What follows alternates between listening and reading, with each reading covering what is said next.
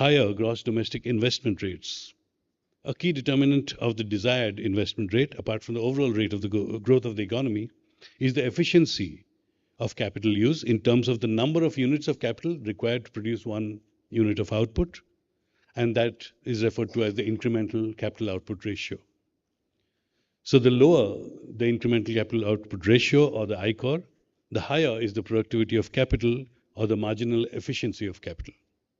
In most developed economies, the ICOR, as it is called, is in the neighborhood of 3. So 3 units of capital are required to produce 1 unit of output. In India, between 2012 and 19, the ICOR averaged 5.0. So you required 5 units of capital to produce 1 unit of output. But in the last 3 years, it has fallen to 4.0. As efficiency gains in the economy rise, the workforce gathers skills, and the economic structure acquires sophistication and technological progress, it is possible to envisage that this ICOR will range between 3.5 and 4. Accordingly, the required investment rate for a decade of high growth would be in the range of 33 to 38% of GDP per annum. This is by no means infeasible. If the peak of about 39% in 2010-11 is reckoned as the potential. It is possible to finance this desired investment rate with growth rates of saving in the range of 32 to 36% of GDP, again achievable considering that the peak was 38% in 2007-8.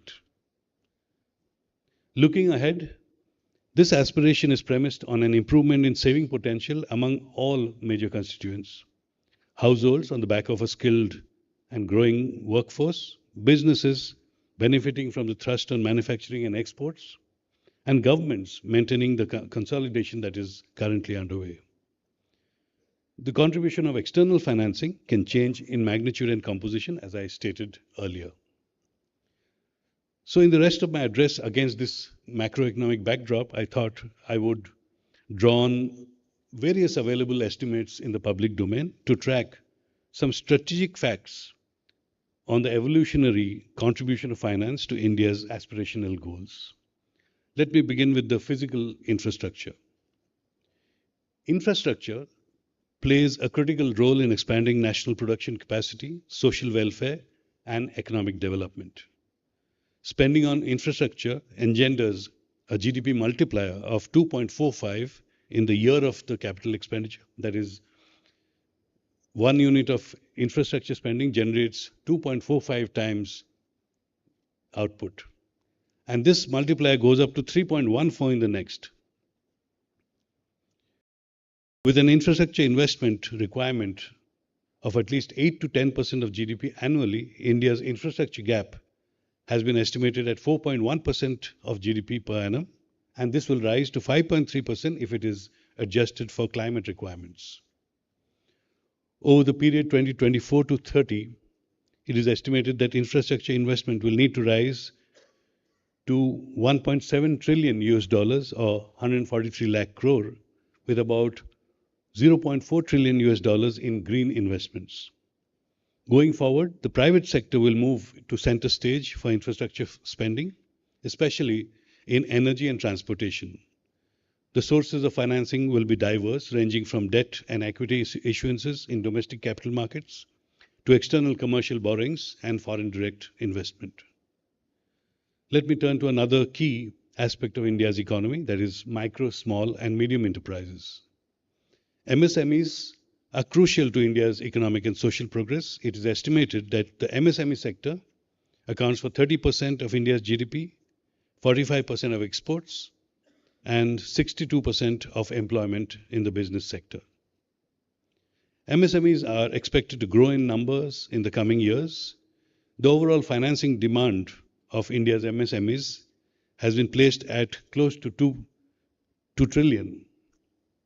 Of this, the demand for debt-based finance is pegged at 1,544 billion US dollars, with half coming from those that prefer financing from informal sources, and they also include some financially unviable enterprises.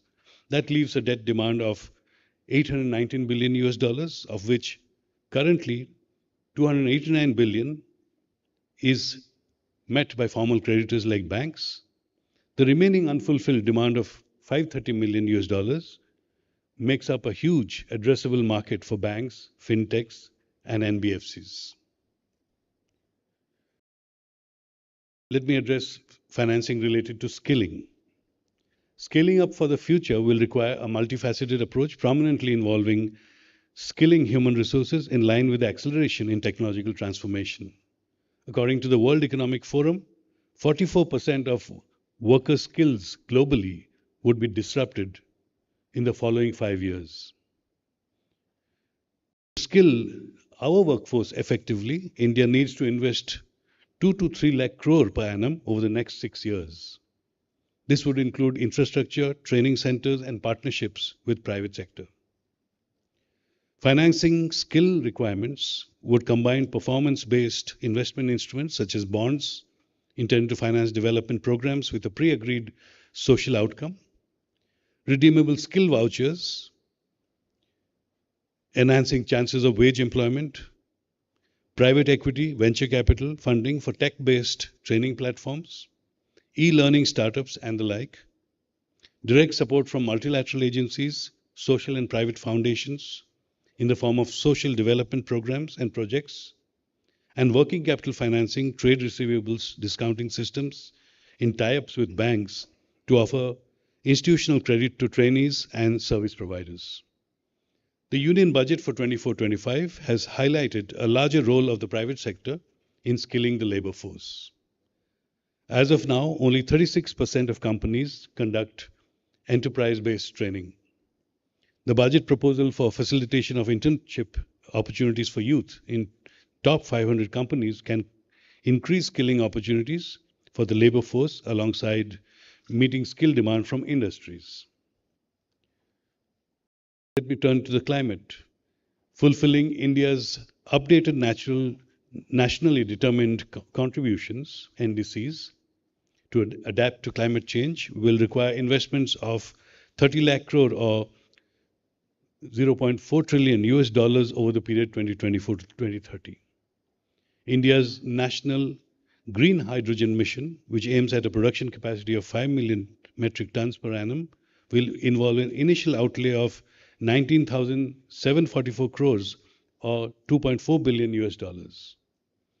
Furthermore, the financing requirements to achieve the goal of becoming independent of fossil fuel imports by 2047 and achieving net zero by 2070 is estimated at 10 trillion US dollars. Drawing on the recent experience, sovereign green bonds, recently issued on behalf of the government by the RBI, can be used to finance or refinance green projects. Green bonds could also provide a benchmark for the pricing of green bonds by private enterprise in order to attract globally mobile environment, sustainability, and governance or ESG funds. The inclusion of the renewable energy sector under priority sector lending by the RBI and the framework for acceptance of green deposits is expected to facilitate bank funding of green activities and projects. In conjunction, the RBI's draft disclosure framework on climate-related financial risks will work towards curtailing the misplacing of assets and misallocation of capital due to inadequate information.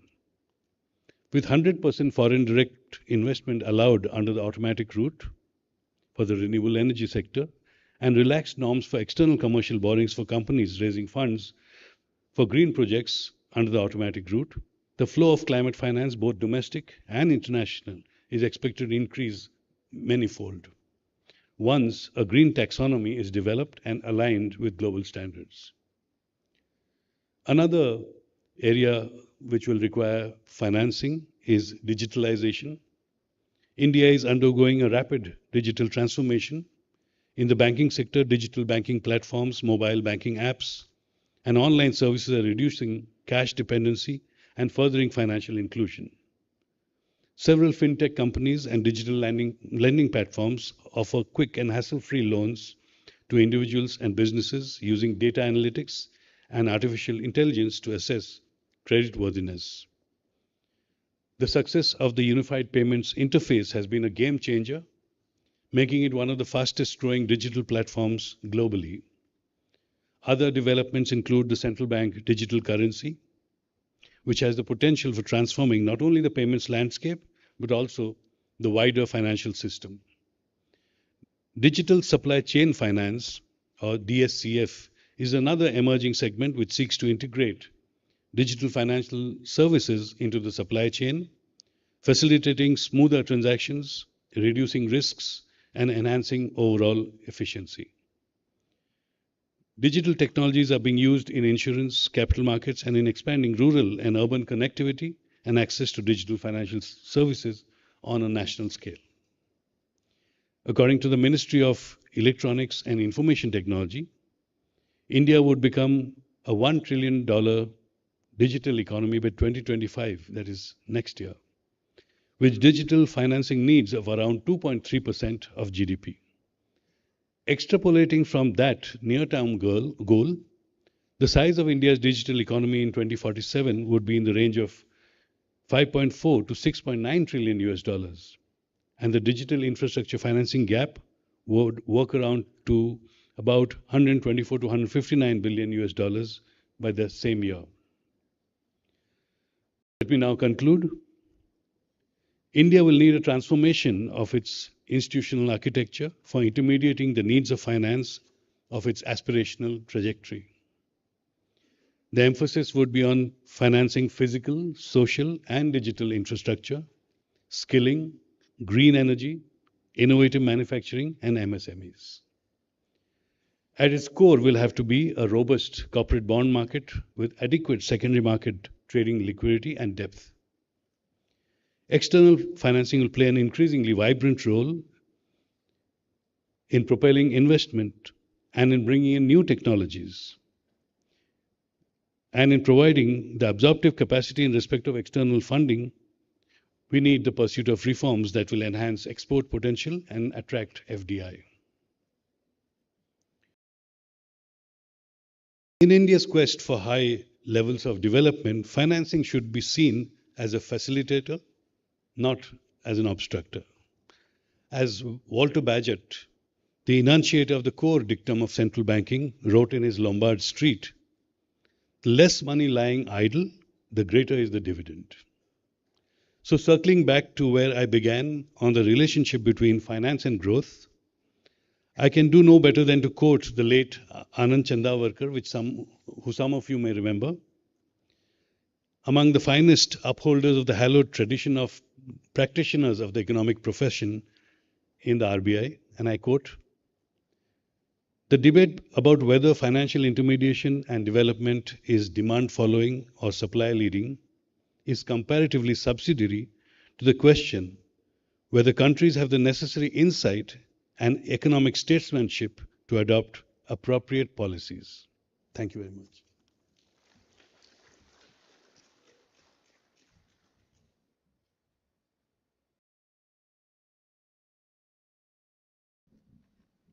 Thank you. Thank you very much, Dr. Patra, for that outstanding presentation, for that outstanding address, that the way you dealt with financing, growth, and development. And it's really brings in so much of clarity in the central bank's vision and the way forward. And it actually gives us a lot in our institution and industry to understand that so very well from you. As we go ahead as to what the thought process and vision is like. So, and it also helps us now in many of the areas that you talked about, be it the social, the physical, the infrastructure, the green growth, and all of it, skilling, climate adaptation today as is becoming more and more important, digitization. All of it as to how do we sort of prepare ourselves, A, in the industry, B, in our policy advocacy work, and also when we look at our members, the companies' investment plans and its thoughts. So you have given us a phenomenal, brilliant exposition as to how we are able to plan ourselves, both in terms of work by companies, work by Indian industry, look at the central bank's vision and also our work that's going to be much influenced by your speech today with our policymakers and our policy advocacy. So thank you very much once again for sparing your time. Ladies and gentlemen, please join me in thanking Dr. Patra most sincerely.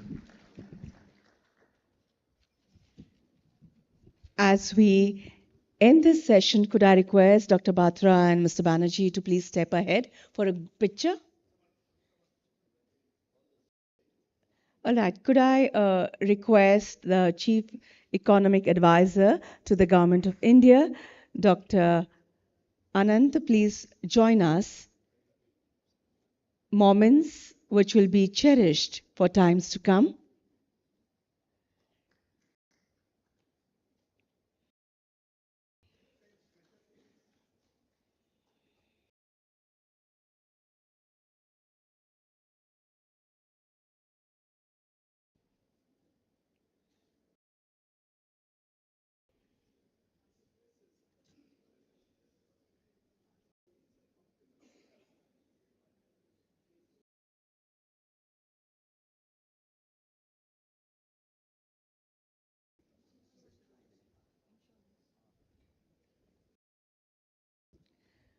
Request everyone to remain in their seats.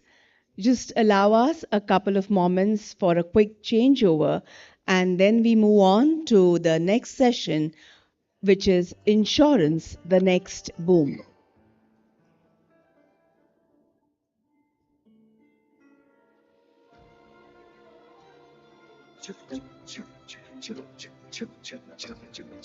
In the meanwhile, let me apprise you, we have high tea towards the end of the day, where will you be able to interact, have conversations with your peers in the sector, and also interact with your counterparts from other organizations. Even we won't let you stop. As you can see, we are setting the every days stage of your life for the with next LIC, session, which you are is always on insured. insurance.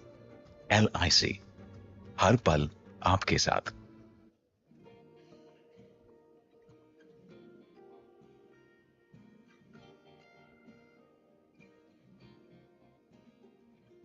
आज लिखेंगे हम अपना कल, जब अपनी सोच को राह मिले, सच तक ले जाएंगे अरमानों को, जब आशाओं को All those outside